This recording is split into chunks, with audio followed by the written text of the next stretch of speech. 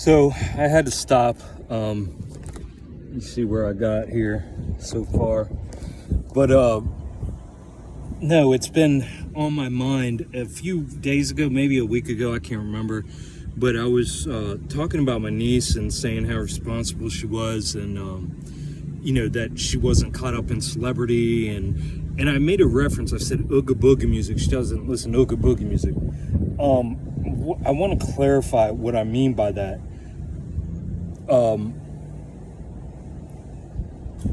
All entertainment is a distraction, all of it. All your rappers, all your country people, all your old stars, whatever you want to worship and say, oh no, he's not like that. They all are, guys. They're all controlled opposition. They're all problem, reaction, solution. They're all distractions. That music supposedly that came out of the 50s, 60s hippie era, that was supposed to be rebels and going against the system and all that stuff. Guys, that was all a stage show by your government, by the CIA. The CIA set all that up. All those people like the Mamas and the Papas, the Doors, Jim Morrison, and on and on and on. I mean, all those people that came out of that era, all of them had either very high-ranking parents in the military. I'm talking extremely high-ranking military parents, or were somehow involved with the government or military in some other form or fashion. This was all CIA, MK Ultra stuff. So basically, what these parents did. We'll just take Jim Morrison's dad, for example. He was a high-ranking, I think he was a colonel. But what these parents did was they sold their kids out, guys. They sold their children out to the system for whatever, whether they worship certain entities like Moloch or Baal, or if they sold out for money, whatever it is that they sold out for, they sold their children out. These people that made this absolutely amazing music back in the 50s, 60s, early 70s, guys, again, it's supposed to be, the rock era, and supposedly the government was keeping an eye on them, and they were,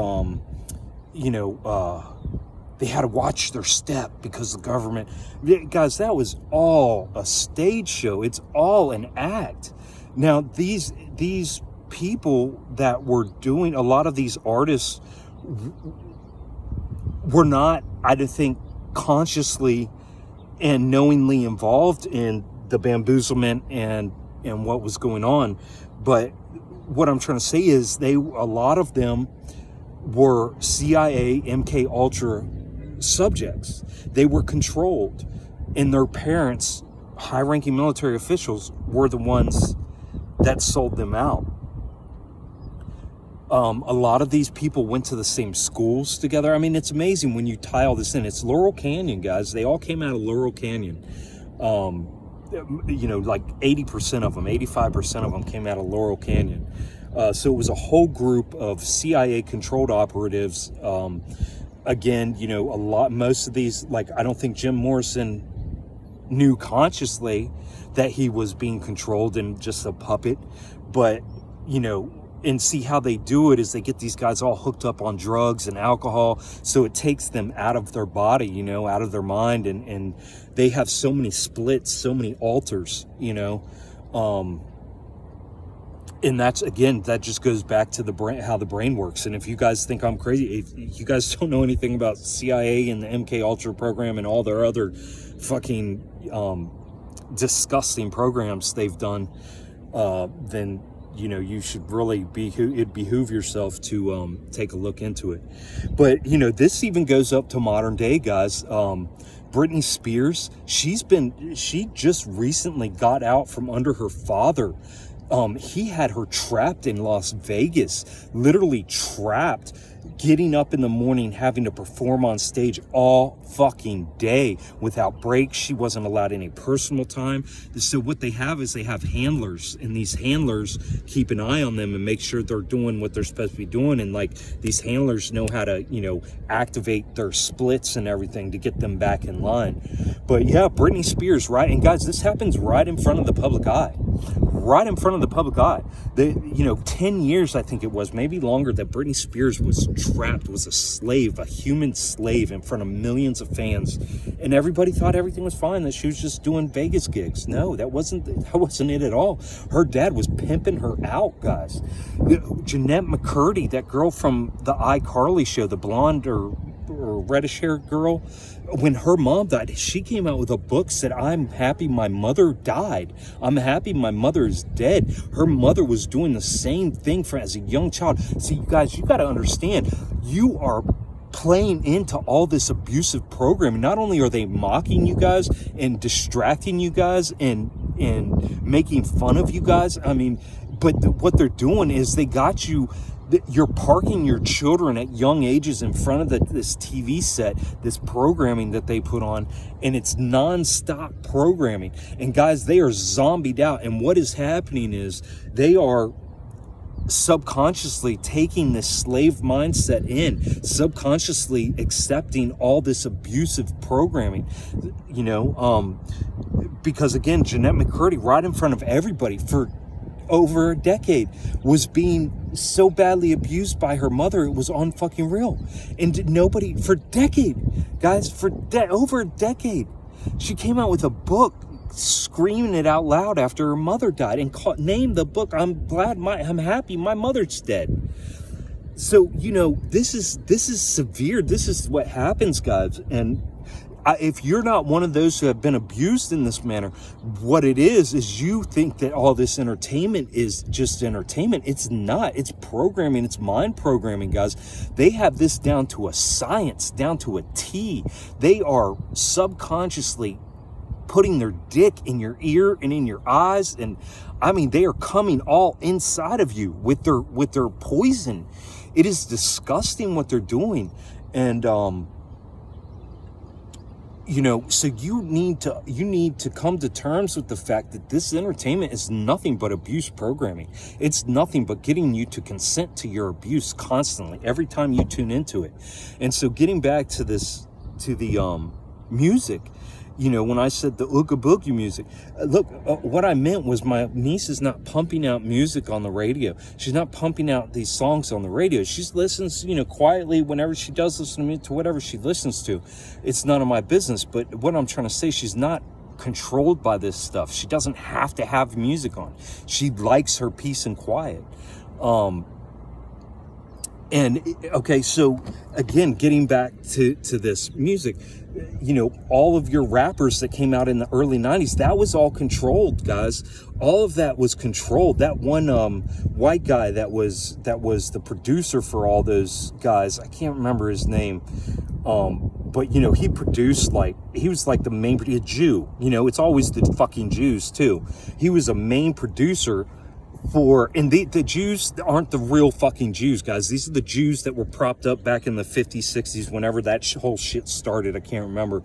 But these aren't even the real Jews. They have skewed and fucked with your whole history and words and everything. So you really need to take it upon yourself to pull yourself away and quit gaslighting yourself and acting like, oh, it's just entertainment. It makes me feel good. No, it doesn't. It's putting you in a low fucking state. It's putting you in a very low vibration. It is putting your mind into alpha waves. Like, as soon as you sit down in front of a TV or a screen, your mind immediately goes into alpha waves. Alpha waves is the beta programming. It's like it's the state of your brain that when your brain goes into it, it's ready for information to just, like, you have no defenses. All your defenses are down and you welcome in whatever comes in. And this has been proven since like the 70s that that's what happens to the 80s, that's what happens to your brain when you sit in front of a fucking screen. And the music's the same way, guys. And they know this. That's why it's such a powerful tool for them. That's why they act like, who was it? Ice-T or whoever came out with that song, Fuck the Police. I can't even remember anymore, but and they try to act like, ooh, the FBI is looking into Ice-T and blah blah blah blah. Dude, they weren't looking into shit. They were all working together, guys. This is controlled opposition, problem, reaction, solution. What they're doing is they're taking both sides, right? They're creating both sides. They're not even allowing you an opportunity, just like the Republican and Democrats. They created both sides. They both work together to keep the bamboozlement going. It's the same thing in the music industry when they try to say, oh, this artist is going against the grain. No, he's not. He's making millions of dollars and promoting fucking materialism and consumerism and toxic masculinity or toxic femininity, or all of these things that keep you distracted and keep you tearing apart at yourself, and confused and disillusioned. So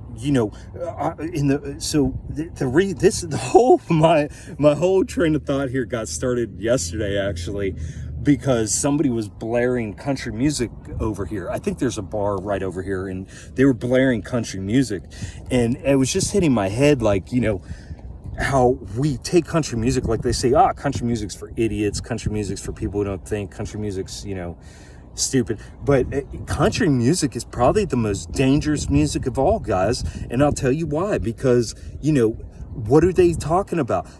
Country music puts you in such a non-thinking, low fucking vibrational state. It's unfucking real. Because what are they singing about? They're singing about tragic shit. They're singing about upholding America, the government, standing behind the military industrial complex, keeping you distracted with alcohol, of course. That's their biggest thing, is alcohol, and then weed. All these weed country singers have come out in the past 15 years.